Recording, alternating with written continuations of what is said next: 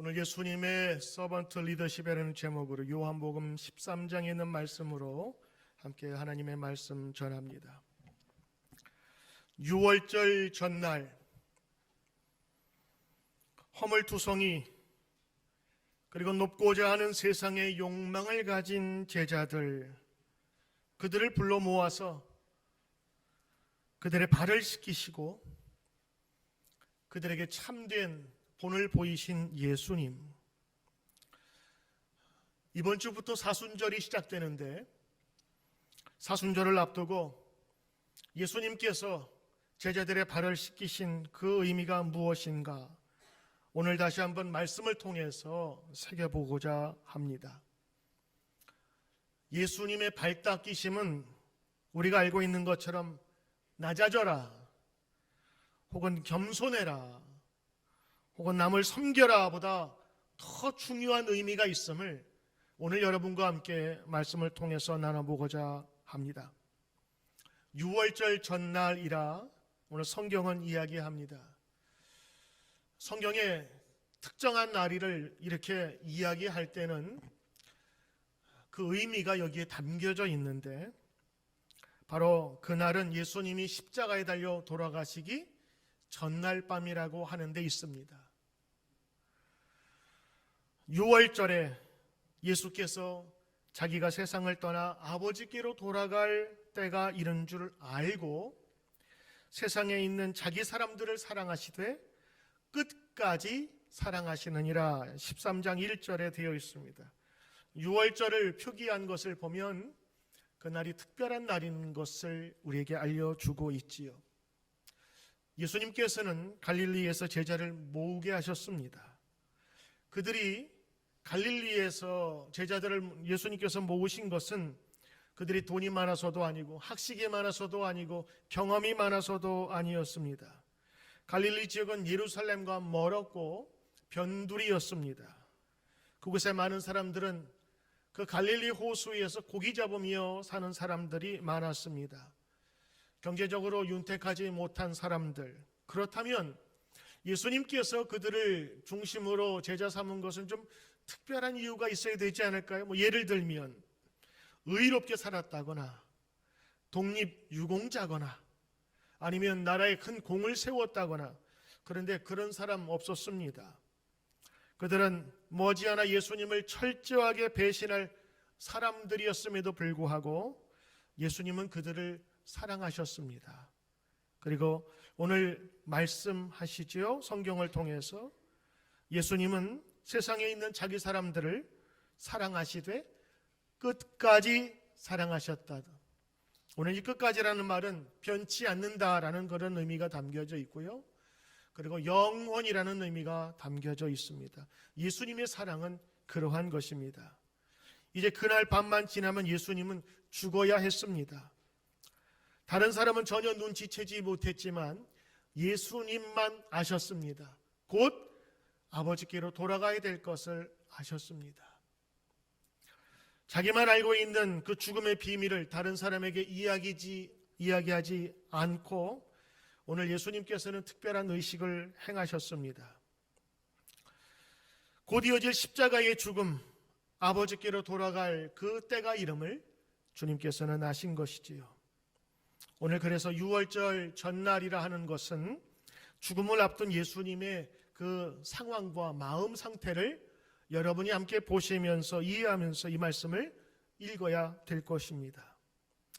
그래서 예수님의 사랑은 사실은 부어주는 사랑, 내리사랑, 다른 말로 초월적인 사랑이라고 합니다. 왜냐하면 예수님의 제자들 받을 만한 자격이 있는 사람들이 아니었기 때문입니다. 6월절 전날 예수님은 식사하셨어요.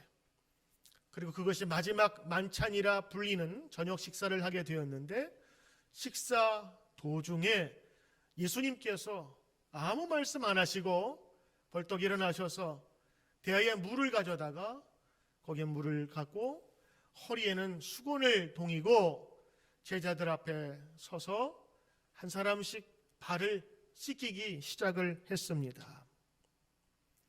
사실은 그들이 발을 씻길 만한 그런 예수님에 대한 큰 업적을 남긴 것도 아닌데 예수님은 그들을 섬기셨고 사랑해 주셨습니다. 찬송가에 이런 찬송이 있지요. 하나님의 은혜로 있을 데 없는 자 왜 구속하여 주는지 난 알 수 없도다. 사실은 이 찬송은 발을 닦여주시는 예수님에게 제자들이 불러야 할 찬송이며 오늘 우리들이 불러야 할 그런 고백의 찬송이 아닐까요? 예수님은 우리를 사랑하실 때 참 끝없이 사랑하시고 초월적인 내리사랑으로 사랑하셨는데도 불구하고 우리들은 늘 주님을 배신하고자 하는 그 마음으로 살고자 하는 부족한 사람이기 때문인 것입니다.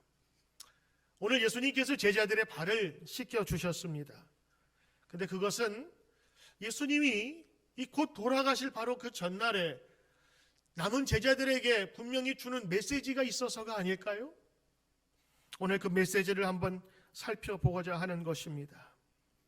당시 이스라엘에서는 식사할 때에 손을 씻게 되어 있습니다. 이게 정결 예식입니다. 이 율법으로 씻게 되어 있습니다.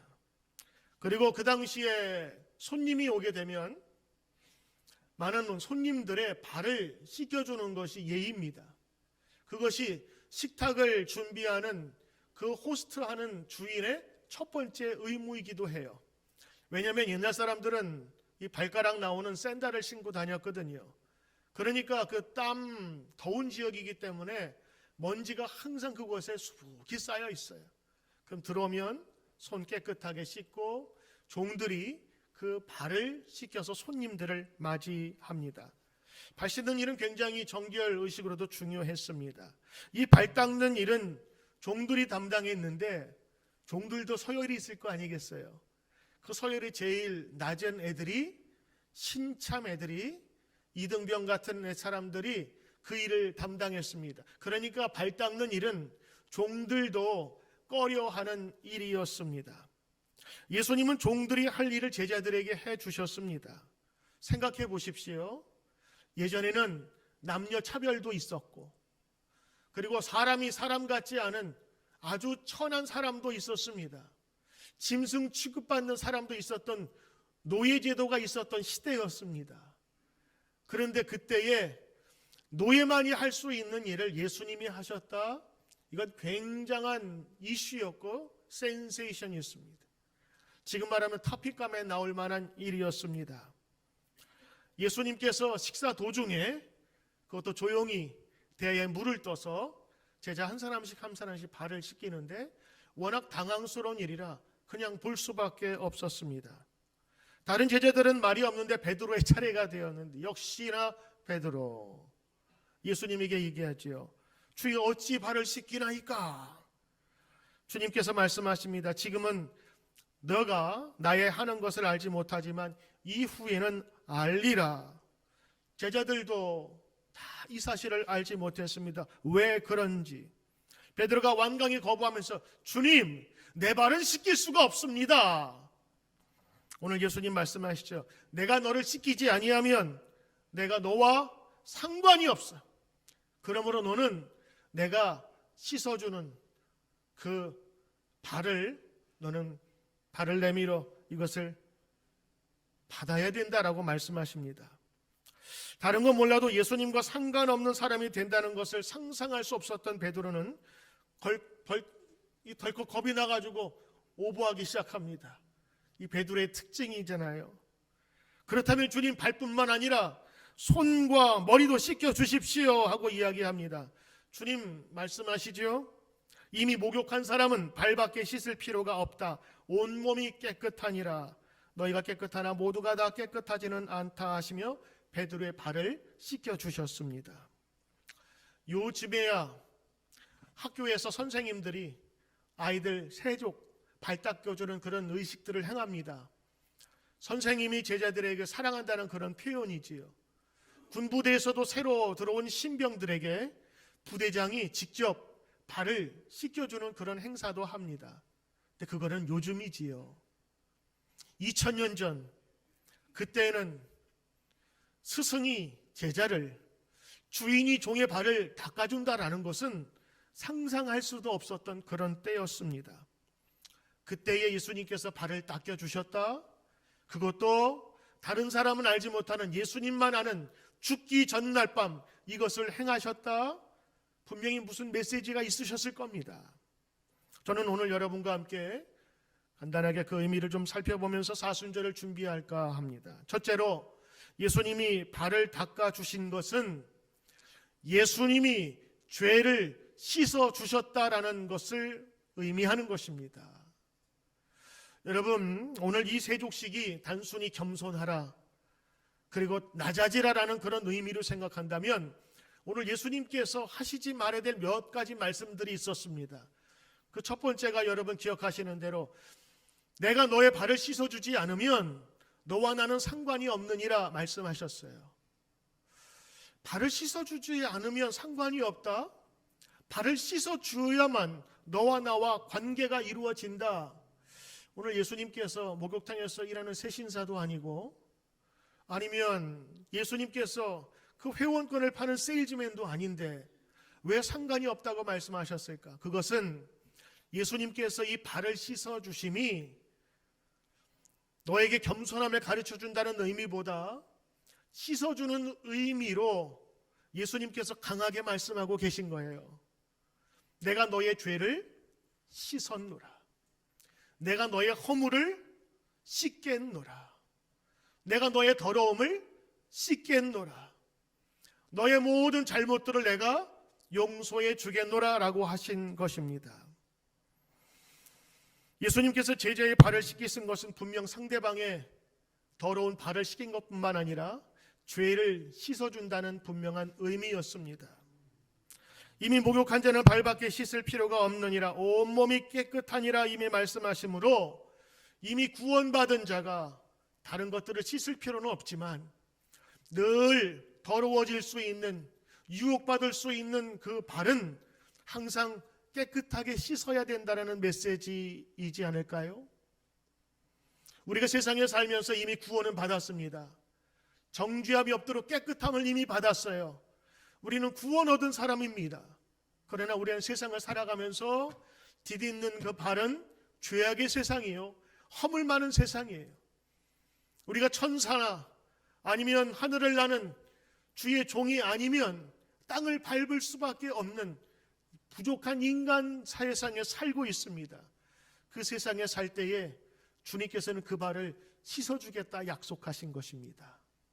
그러므로 이 세족식은 제자들의 더러워진 발을 씻는다는 의미도 있지만 그들의 뼛속까지 숨어있는 그 더러움을, 죄악을 씻어준다 하는 약속인 것입니다. 이제 여러분, 예수님께서는 뭐라 말씀하시냐면 내가 너희에게 본을 보였으니 이제 너희가 나와 같이 하라 이야기하십니다. 예수님은 분명한 약속을 주셨어요. 나를 믿는 자에게 영원한 생명을 주시며 죄 없다 인정하며 구원받은 자로 삼아주신 하나님의 자녀로 우리를 신분의 변화로 시키셨어요. 무엇을 통하여? 십자가의 죽음으로 말미암아. 그 죽음 앞에서 예수님 부탁하시죠. 내가 너희를 위해 씻긴 것처럼 너희도 서로 발을 씻기는 것이 옳도다. 여러분, 그런 의미로 생각한다면 오늘 이 말씀은 다른 사람 겸손하라, 서로 사랑하라는 정도보다 더 깊은 의미를 갖고 있는 거예요. 예수님께서 발을 씻어주셨다. 만약 이게 정말 중요했다면 우리들은 예배 오기 전에 여러분들 저 앞에서 발 씻고 오셔야 돼요. 목사나 전도사들이 그 앞에 서서 여러분의 발을 다 씻겨야 된단 말이에요. 매번마다 예배 때마다. 그거 안 하잖아요. 오늘 이 세족식은 발을 씻긴다는 의미보다 분명한 더러움을 씻긴다고 하는 의미가 더 강하기 때문에 우리는 매주마다 발 씻지 않습니다. 그러나 주님께서 발을 씻긴 그 의미는 우리의 마음 깊숙이 새겨 신앙생활하는 것이지요. 예수님 죄를 씻어 주셨습니다. 할렐루야. 허물을 다 용서해 주셨습니다. 이것이 가장 큰 은혜 아닐까요? 근데 그 주님께서 뭐라고 말씀하시냐면 내가 너희의 발을 씻었으니 너희도 가서 서로 발을 씻겨주는 것이 옳으니라. 내가 한 것처럼 너희도 가서 하라라고 얘기하신 거예요. 그렇다면 우리는 발을 씻겨 주어야 되겠지요. 그러나 오늘 예수님께서는 발 닦는 그 자체만이 아니라 오늘 죄를 씻어주시는 그 의식을 우리에게 말씀해 주신 것입니다. 주님께서는 우리 죄를 용서해 주셨어요. 그것을 본을 보이셨대. 그리고 우리가 그렇게 살래요. 만약 진짜 예수님께서 발 닦기를 원하셨다면 우리는 여러분 속회 때마다 아니면 소그룹 때마다 아니면 식사 전에 우리는 손 씻고 발 닦고 해야 될 것입니다. 그렇게 안 하지요. 그렇다면 여러분 예수님께서 주신 진정한 그 의미는 무엇일까요? 예수님이 하신 건 뭘까요? 죄를 씻어주라고 하는 의미 아닐까요? 죄를 씻어준다, 다른 말로 하면 용서해준다라는 의미도 사용할 수가 있겠고 허물과 더러운 것들을 깨끗하게 해준다라는 그런 의미도 있습니다. 어떤 사람이 집을 사용하거나 가게를 사용하면 깨끗하게 유지하는 사람이 있는가 하면 어떤 사람이 알면 지저분하게 이렇게 두는 사람들이 있어요. 예수님께서 말씀하신 것은 여러분 서로 발을 씻기라라고 한 것은 서로 죄를 용서해주고 죄의 허물을 감추어 주라는 오늘 분명한 메시지를 그 제자들에게 주신 것입니다. 사실 이 자리는 불편한 자리였습니다. 식사 자리는 기뻐야 될 터인데 바로 얼마 전까지 제자들이 모이기 전에 서로 큰 다툼들이 있었어요.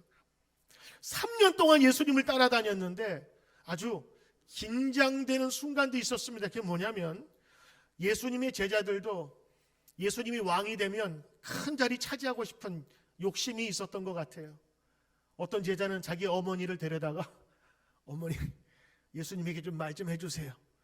그랬더니 그 어머니가 직접 오셔가지고 치맛바람 일으키시면서 예수님에게 부탁합니다. 왕이 되시거든 우리 아들을 높은 곳에 좀 등용하여 주십시오.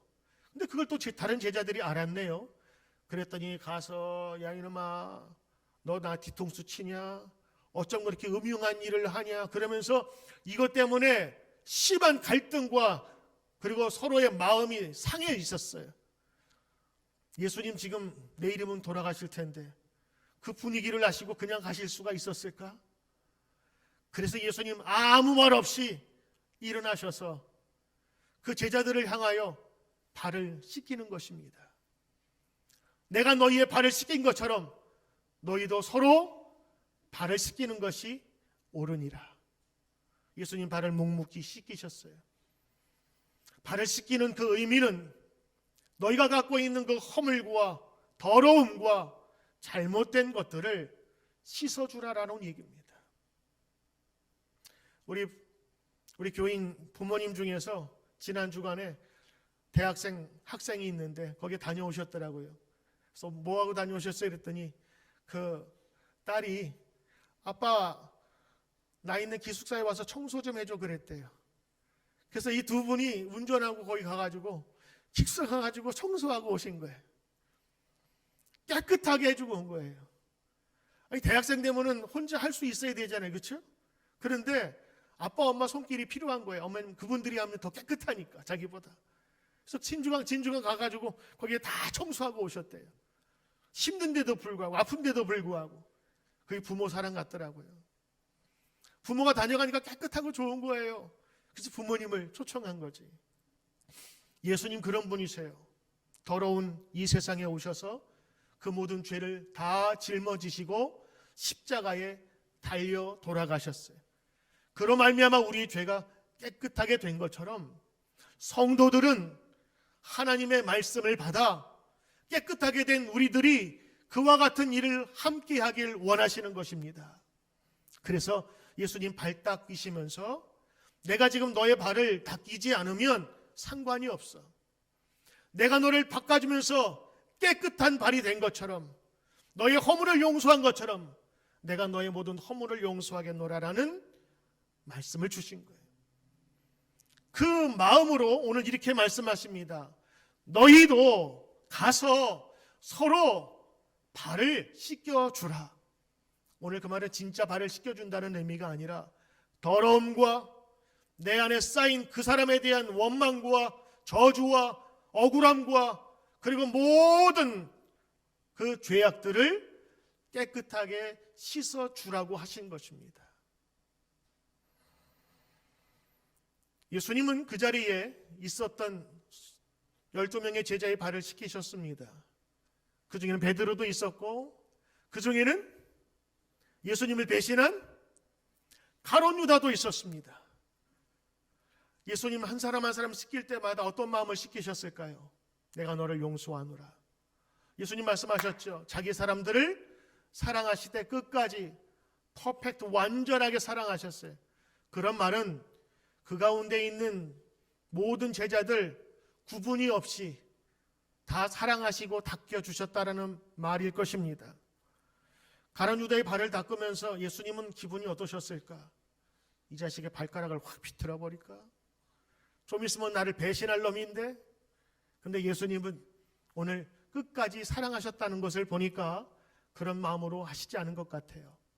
심지어는 3번 자신을 부인할 베드로에게도 발을 씻겨 주셨고 가룟 유다도 똑같은 마음으로 씻겨 주셨던 것입니다. 이미 주님께서는 그 모든 것을 아시고 그들의 허물을 용서해 주시고 씻겨 주셨다고 하는 것입니다. 예수님께서는 우리의 허물을 씻어 주신 것이 아니라 우리도 서로 죄와 허물을 씻어야 준다고 말씀하고 있는 것입니다. 예수님은 우리에게 기도를 가르쳐 주셨습니다. 너희들이 이렇게 기도해라. 많은 기도 제목이 있지만 저 가운데에 우리가 우리의 죄를 용서해 준 것 같이 나의 죄를 용서해 주십시오.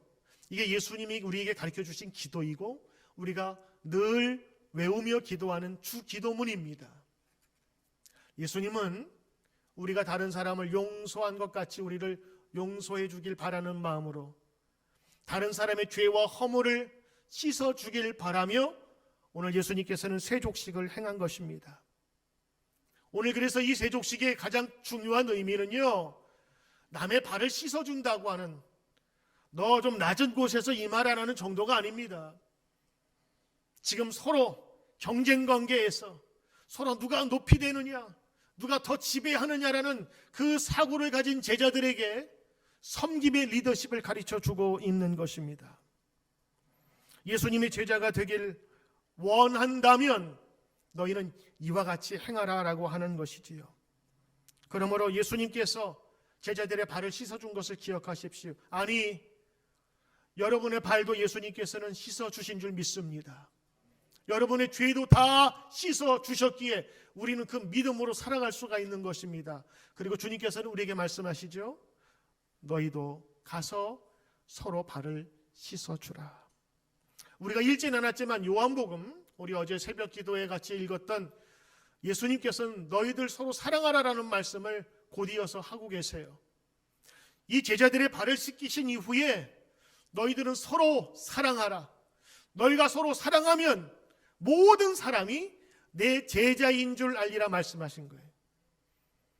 여러분, 제자화가 된다는 것, 제자가 된다는 것은 주일날 교회 잘 나오는 것도 그렇게 보일 수가 있고 기도 많이 하는 것도, 그런데 사랑하면 모든 사람이 제자인 줄 안돼요. 여러분이 일하는 일터나 가정에서나 여러분이 거하는 모든 곳에서 주님의 사랑을 함께 나누며 오늘 제자들의 발을 씻긴 것처럼 여러분이 있는 어디서나 다른 사람의 허물을 깨끗하게 정죄하지 아니하며 씻을 수 있는 사람이라면 오늘 그것이 바로 예수님께서 말씀하신 사랑의 방법이 될 수가 있을 것입니다. 사랑하는 성도 여러분, 오늘 예수님께서 여러분의 허물과 죄를 씻으신 것처럼 여러분도 다른 사람, 다른 이들의 허물과 죄를 씻어주는 귀한 제자가 되시길 주의 이름으로 축원합니다. 두 번째는 이 제자들의 발을 씻기신 참된 의도가 있습니다. 바로 그것은 섬김이 무엇인지를 보여준 것입니다. 제자들의 삶은 섬김으로 시작되는 것입니다. 예수님은 내가 본을 보이셨다 말씀하신 거예요. 내가 본을 보였으니 너희도 이와 똑같이 하라라고 말씀하십니다. 여러분, 우리 교회 디자이너들이 몇 분 계십니다.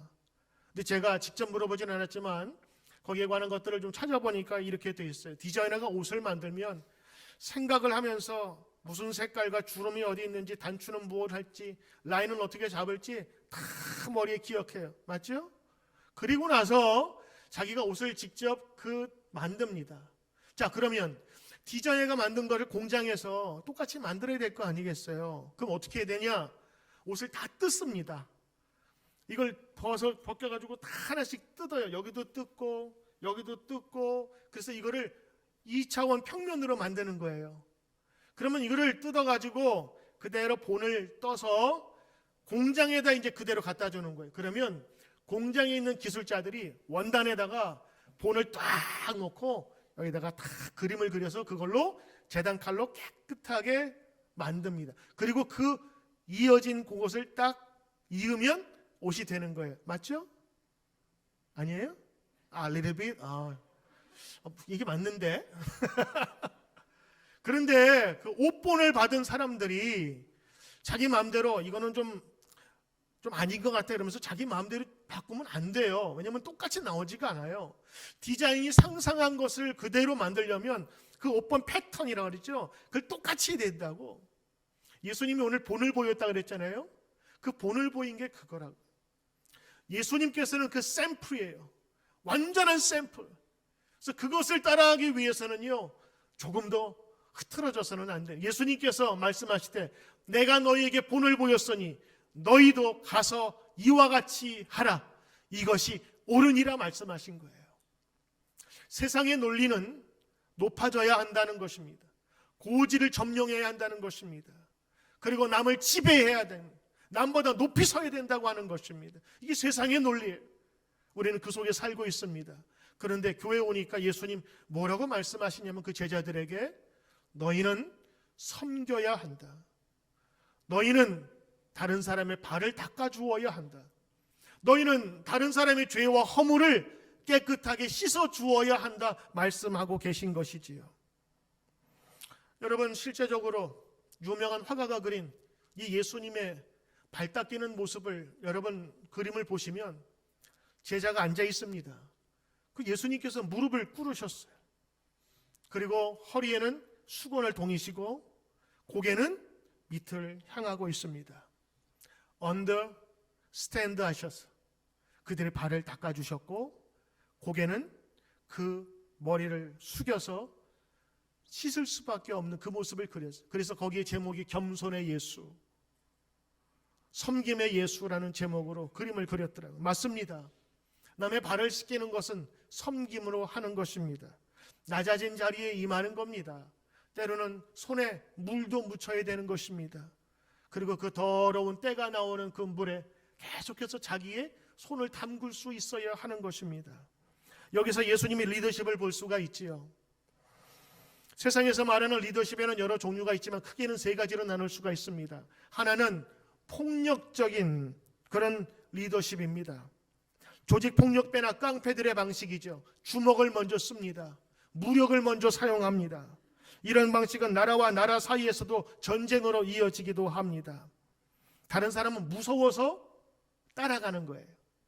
두 번째는 민주적인 지도력이 있습니다.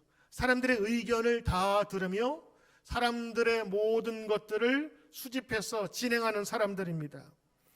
여기에는 공정을 추구하고 평화적인 방법으로 모든 것을 이끌어가는 스타일이기도 합니다.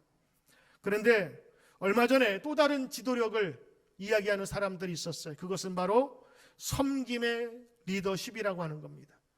서번트 리더십, 종의 리더십이라고 하는 건데 복지를 추구하는 것 이상으로 섬김으로 지도하는 겁니다. 이 스타일은 앞으로 전진이라기보다는 나를 따르라가 얘기하는 소대장과 같은 거예요. 그들의 모습을 직접 보여주며 자기 스스로 패턴의 본이 되어서 다른 옷을 만들 수 있도록 도와주는 것입니다. 이 섬김의 지도력은 말이 아닌 행동으로 보여주는 것입니다. 오늘 예수님께서는 아무 말 없이 말로 교훈한 것이 아니라 직접 보여주셨습니다. 손으로 더러운 때를 만지며 그들의 발을 깨끗하게 씻기며 내가 씻어준 것처럼 너희도 씻어주는 사람이 되어라 하는 것입니다. 자, 이제 말씀 다 했습니다. 여러분은 이제 이 말씀을 듣고 정말 이 말씀이 예수님의 마지막 죽기 전에 제자들에게 가르쳐 주신 중요한 말씀이라고 여러분들이 마음속에 생각나고 이것이 감동이 되었다면 이제 우리들은 어떻게 해야 될까요? 방법은 다를 겁니다. 생각하는 우리의 수준은 다를 것입니다.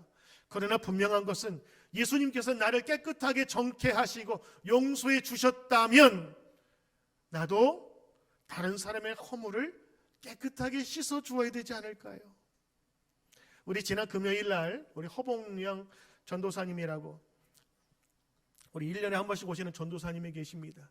그분이 간증하면서 이런 얘기를 하셨어요. 수많은 기도에 대한 얘기를 하셨는데 자기가 그 믿지 않는 어머니를 이제 전도를 하게 된 거예요. 그래서 예수를 믿지 않던 어머님이 그 딸 때문에, 전도사님 때문에 예수를 믿게 되었죠. 그런데 이분이 예수를 잘 믿다가 이제 마지막 임종 때가 다가와서 임종을 기다리는데 천사 2명이 와가지고 자기 임종 직전에 야, 천사가 와서 나를 데려가나 보다 그랬는데 그 천사가 고개를 인상을 쓰더니 이렇게 하더니 다시 가더래요. 그래서 왜 엄마? 왜 그래요? 그랬더니 저 천사가 인상을 쓰면서 왜 돌아가니? 그랬더니 그 전도사님이 엄마 지금 회개할 게 있어서 그래. 회개해야 돼. 야, 내가 얼마나 많이 회개를 했는데 내가 밤마다 매일마다 회개를 했는데 회개할 게 뭘 남아있냐? 그랬더니 전도사님이 생각하기에 자기가 5째 중에 막내인데 오빠가 4이 있대요. 근데 그 엄마가 오빠 집을 전전전전 하다가 이 아들이 별로 그렇게 부모님을 잘 모시지 못했나 봐. 첫째한테 있으면 둘째 언제 가요? 둘째는 셋째 언제 가요? 그러면서 빙빙 돌다가 마음에 좀 사무쳤는데 넷째 며느리한테 마음이 좀 많이 상했다. 그래가지고 엄마 넷째 며느리한테 엄마 맺힌 거 있잖아. 그랬더니 고년? 그러더래. 내가 회개를 많이 했다고 했는데 그 전도사님 어머니가 벌써 딱 언니 있잖아. 그랬더니 그때부터 회개하기 작정을 하고 이제 돌아가실 때가 됐으니까 막내 며느리 불러서 그 어머니가 돌아가시기 전에 다 용서를 구하는 거예요. 예, 며느라가 내가 너한테 사실은 맺힌 게 많았다. 그런데 나 이제 죽을 때가 됐는데 다 너를 용서하고 나를 용서해 다오. 그러고 나서 그 어머니가 임종을 하셨고 그 넷째 며느리는 어느 큰 교회에서 아주 훌륭한 권사님으로 봉사하셨다고 하는 지금 그런 이야기를 해주셨더라고요.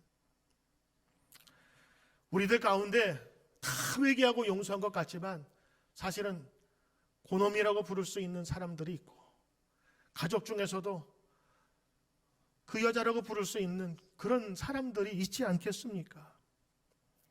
오늘 사실은 우리 주님께서 다른 것들에 따르기 전에 사순절을 준비하면서 어떤 사람들은 커피를 좋아하는 커피도 그만다 그래요. 어떤 사람들은 밥을 4끼 먹었는데 3끼만 먹는데요. 어떤 사람들은 이 셀폰 자기가 한 3시간을 하더래요. 그래서 미디어 금식이라고 자기가 이것을 좀 전략해서 내가 주님을 위해서 좀 절제하면서 살겠다. 어떤 사람들은 설탕 좋아하는데 설탕을 줄이겠다. 좋아요. 사순절 기간 동안 자기가 무엇을 억제하면서 예수님의 고난에 동참한다. 근데 여러분, 고난을 내가 자초하는 게 여러분 사순절의 의미입니까? 만약 이것을 통해서 여러분들이 그 고난을 감수하면서 예수님의 고난을 생각한다면 좋은 것이지만 만약에 고난만을 생각한다면 이것은 좋은 방법은 아니라 생각해요. 2개 다 하면 좋지요. 오늘 여러분 사순절을 준비하면서 예수님께서 나에게 무엇을 말씀하실까 한번 생각해 보세요. 오늘 예수님 십자가에 달려 돌아가시기 전날 밤 가장 중요하게 생각했던 거, 내가 너를 용서했어. 내가 너의 허물을 다 씻겼어. 그것으로 끝난 게 아니라 오늘 예수님께서 하나 덧붙입니다. 내가 너에게 본을 보였으니 너희도 가서 서로 발을 씻기라 말씀하십니다. 내가 행하였으니 너희도 하라. 이것이 여러분 세족식의 가장 중요한 메시지입니다. 거기에는 겸손, 섬김 다 들어갈 수 있어요. 그러나 오늘 여러분들, 예수님께서 하신 말씀이 여러분 가운데 도전이 되었다면 오늘 이후 예배 후에 나가면서, 아니 때로는 여러분 식사하시면서 서로 섬기면서 그동안 적적했던 사람들 밥을 퍼서 여러분 그에게 한번 접대해 보시고 말 한마디라도 친절하게, 그리고 기억나신다면 여러분이 기도할 때 그를 위해서, 그녀를 위해서 기도하시기를 바랍니다. 오늘 주님 말씀하시죠. 나는 너희의 주요 선생이로 너희가 나를 불러서 내가 너희의 발을 씻겼다. 맞다. 이제는 너희가 행할 차례다 말씀하십니다. 주님이 나의 더러운 발을 씻겨주신 것처럼 형제 자매의 허물을 용서하고 이해하며 그 사람보다 더 낮은 자리로 내려가 허물을 씻겨주는 사랑, 서로의 발을 씻기는 섬김을 오늘도 사순절을 앞두고 같이 행하시며 기도하시기를 주의 이름으로 바랍니다. 이 사건이 있을 때 제자들은 알지 못했어요. 근데 예수님께서 말씀하신 것처럼 이후에 너희들은 알리라 말씀하셨거든. 맞아요. 예수님께서는 자신을 팔 가룟 유다의 발을 씻기셨던 것입니다. 그들은 후에 생각했을 거예요. 아, 그때 예수님께서 가룟 유다도 씻겨주셨지. 나 같으면 그 면전에다 침을 뱉지 발도 못 씻겨줄 텐데 그때 예수님은 씻겨주셨지. 아마 제자들 분명히 후에 이런 얘기도 했을 것입니다. 맞습니다. 심지어는 침을 뱉을 만한, 나를 배신한 사람도 주님께서 하신 것이라면 나도 하겠습니다라는 마음으로 오늘 주님께 나가야 될 줄 믿습니다. 예수님께서 오늘 이 찬송을 하셨다면 아마 그 전날 밤 이 찬송을 부르면서 제자들의 발을 씻기지 않았을까 생각해요. 주님, 나를 받아주소서. 내 이름은 죽습니다만 나를 받아주시고 영광 받아주시고 다른 사람의 발을 씻게 하소서. 나의 모습, 나의 소유 주님 앞에 모두 드립니다. 모든 아픔, 모든 기쁨, 내 모든 눈물 받아주소서. 나의 생명을 드리니 주 영광 위하여 사용하옵소서. 내가 사는 날 동안에 주를 찬양하며 기쁨의 제물 되리. 나를 받아주소. 나의 생명을 드리니, 나의 생명을 드리니 주 영광 위하여 사용하옵소서. 내가 사는 날 동안에 주를 찬양하며 기쁨의 제물 되리. 나를 받아주소서.